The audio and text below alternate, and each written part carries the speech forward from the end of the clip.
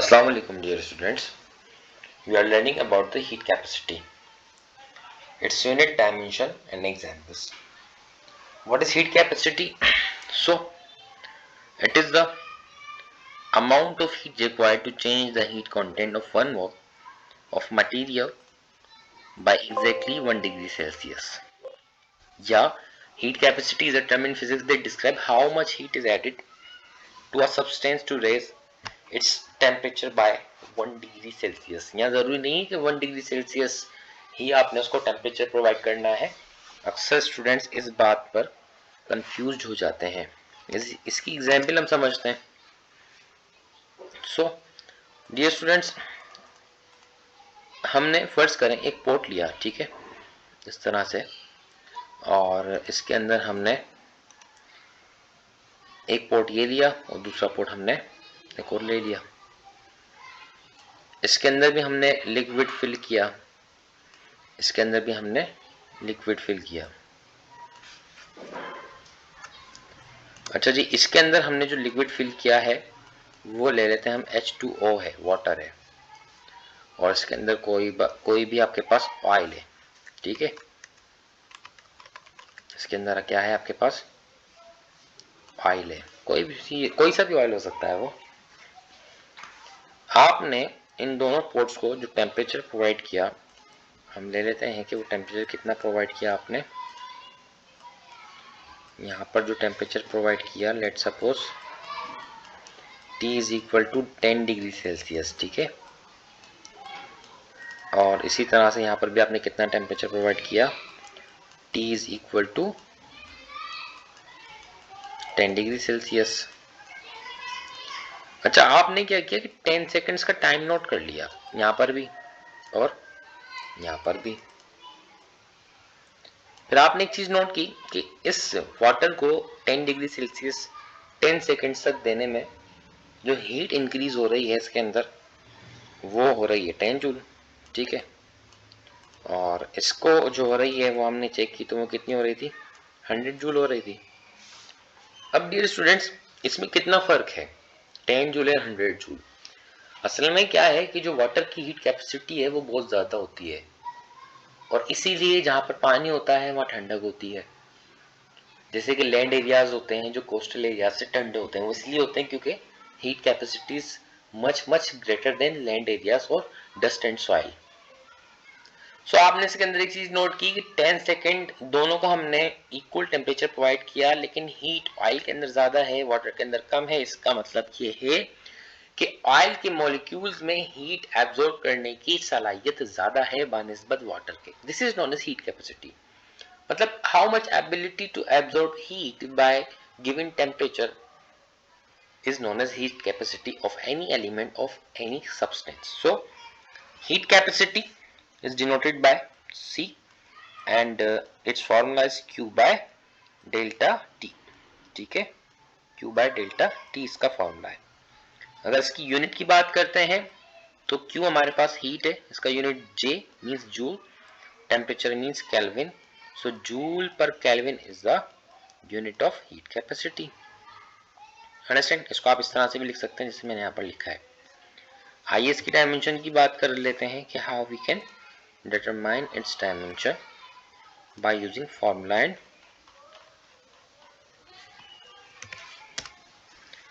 Dear students, इसकी dimension हम बात करेंगे तो एज वी नो ये हमारे पास फॉर्मूला क्या है, कुछ स्टेप्स है जो मैंने आपको सिखाए थे। C is equal to Q by delta T इसका फॉर्मूला है, ठीक है। ओके, Q हमारे पास क्या है, joule per kelvin. Joule per kelvin is the formula for heat capacity. Joule equal होता है डियर स्टूडेंट्स न्यूटन मीटर के, ठीक है, and divide by kelvin. Newton equal होता है dear students ml power t minus 2 के। सो ये ml पावर t माइनस 2 और multiply by l divided by kelvin, ठीक है। ओके, सो l से l मल्टीप्लाई, क्या आंसर आएगा, ml स्क्वायर, ml स्क्वायर बड़ा स्क्वायर हो गया, ml square t power minus 2 के इनवर्स हो जाएगा एंड के इनवर्स के power minus 1. So this is the dimension for heat capacity mn square t power minus 2 k power minus 1. ठीक है. अच्छा, एक और टर्म हम इस्तेमाल करते हैं. वो टर्म इस्तेमाल इसलिए करते हैं कि अगर हमारे पास एक स्पेसिफिक मास वाला कोई सब्सटेंस है तो उसके लिए हम एक टर्म इस्तेमाल करते हैं स्पेसिफिक हीट कैपेसिटी. इसमें सिर्फ एक चीज का इजाफा किया जाता है, वो इजाफा आपके पास ये कि मैस का. अब आप कितना मैस रख के उसको कितना टेम्परेचर प्रोवाइड कर रहे हैं और वो कितनी हीट एब्जॉर्ब कर रहा है, this is known as specific heat capacity. Clear है? आइए स्कोर क्लियर करते हैं. This is the amount of heat required to change the heat content of exactly 1 gram of a material by exactly 1 degree Celsius. Example हम इसकी पढ़ लेते हैं. So देखिए, specific heat values can be determined in the following way. किस तरह से इसको मेजर किया जाता है, आइए पढ़ते हैं.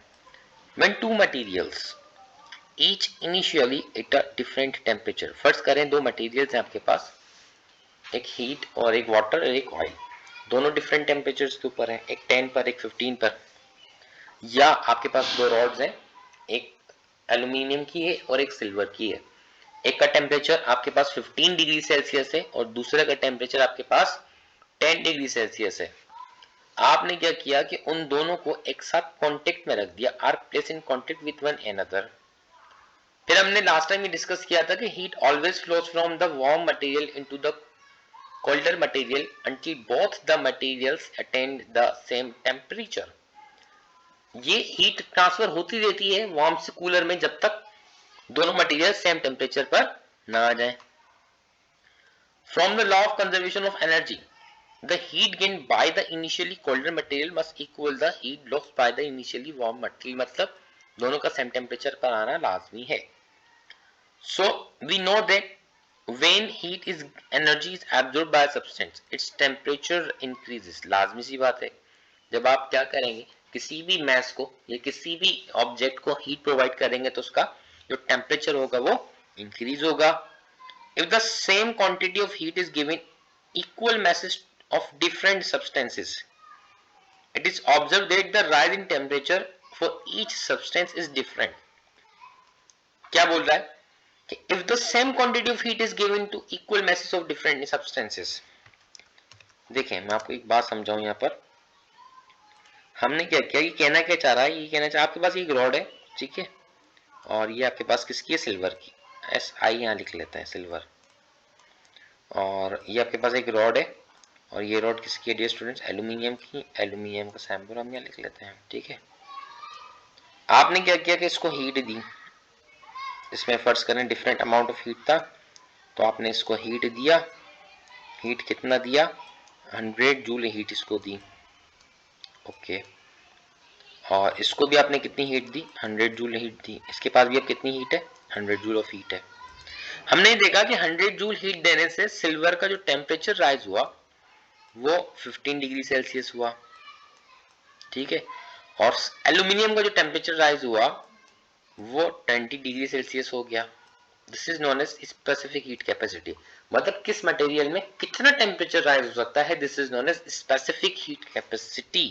किस ऑब्जेक्ट के पास हीट एब्जॉर्ब करने की ज्यादा सलाहियत होती है, जिसके पास ज्यादा सलाहियत होती है उसका टेम्परेचर जल्दी से इंक्रीज हो जाता है. जिसके पास कम सलाहियत होती है, कम एबिलिटी होती है, उसका टेम्परेचर देर से इंक्रीज होता है. This is known as specific heat capacity. So आगे क्या बोलता है, this is due to the fact that different substances have different heat capacities. जैसे कि हमने लास्ट टाइम एक एग्जांपल में समझा. सो heat capacity of a substance is the quantity of the heat required to raise the temperature of the whole substance by 1 degree. If the mass of the substance is unity, then the heat capacity is called specific heat capacity. मतलब अगर आप किसी भी aluminium का फर्ज करें, आपके पास है ना 1 ग्राम एल्यूमिनियम है, अब उस 1 ग्राम एल्यूमिनियम को हीट प्रोवाइड करने से उसका टेम्परेचर कितना इंक्रीज हो रहा है, this is known as specific heat capacity. और उसका फॉर्मूला हमारे पास होता है CQ is equal to CM into delta T. आइए ये फॉर्मूला किस तरह से ड्राइव हुआ इसको हम सीख लेते हैं।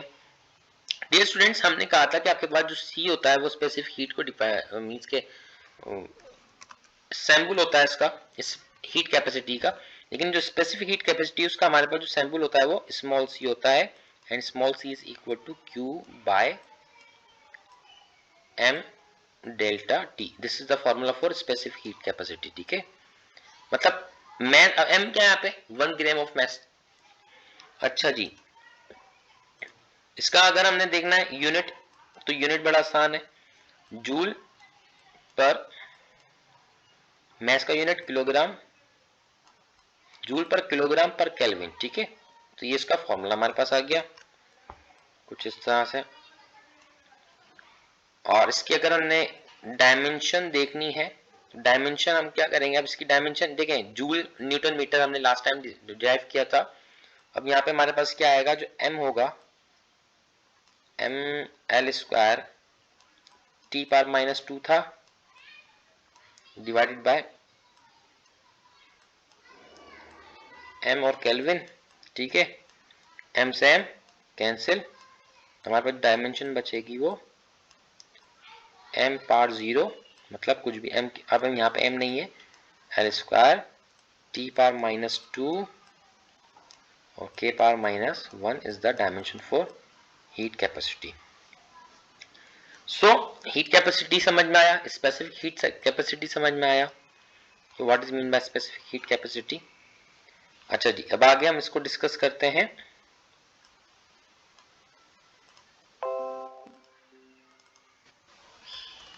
इसमें आपको कुछ एग्जांपल्स दी गई हैं, जैसे कि ये similarly for hot water to cool down it takes a bit of time as heat is dissipated, temperature decreases and the vibrational movement of water molecules slow down.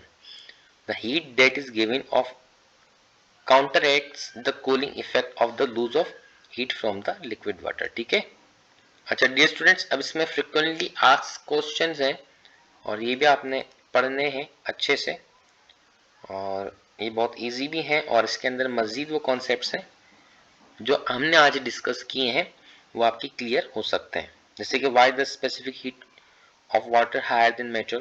This is because the metal spoon's specific heat efficiency is much smaller than the soup liquid. Water has every liquid's highest specific heat. What is the unit of specific heat? हमने discuss किया. What is the difference between heat capacity and specific heat? एक difference है, heat capacity में हम mess को discuss नहीं कर रहे थे, लेकिन स्पेसिफिक हीट कैपेसिटी के अंदर हम एक स्पेसिफिक किसी भी एलिमेंट के सब्सटेंस के स्पेसिफिक मैस को डिस्कस करते हैं। So which is the advantage of water's heat capacity. Advantage क्या है, एडवांटेज हमारे पास ये है कि आपके पास जो कोस्टल और लैंड एरियाज होते हैं, या फिर आपके पास सी एरियाज होता है, वाटर एरिया का टेम्परेचर बहुत ही मुश्किलों से बढ़ता है, इसीलिए वहां पर ठंड ज्यादा रहती है बनस्बत कोल्ड एरियाज की। How do you measure specific heat capacity? कुछ भी नहीं है, दो सब्सटेंस हैं, दोनों सब्सटेंस को आपने क्या करना है, ऐसे फॉर्मूलाज भी हैं। ठीक है, फॉर्मूला भी है, और फॉर्मूला के अलावा इसका एक प्रैक्टिकल होता है जिसको भी हम मजीद डिस्कस करेंगे। सो इंशाल्लाह we will meet in next lecture. अल्लाह हाफिज, टेक केयर ऑफ योरसेल्फ।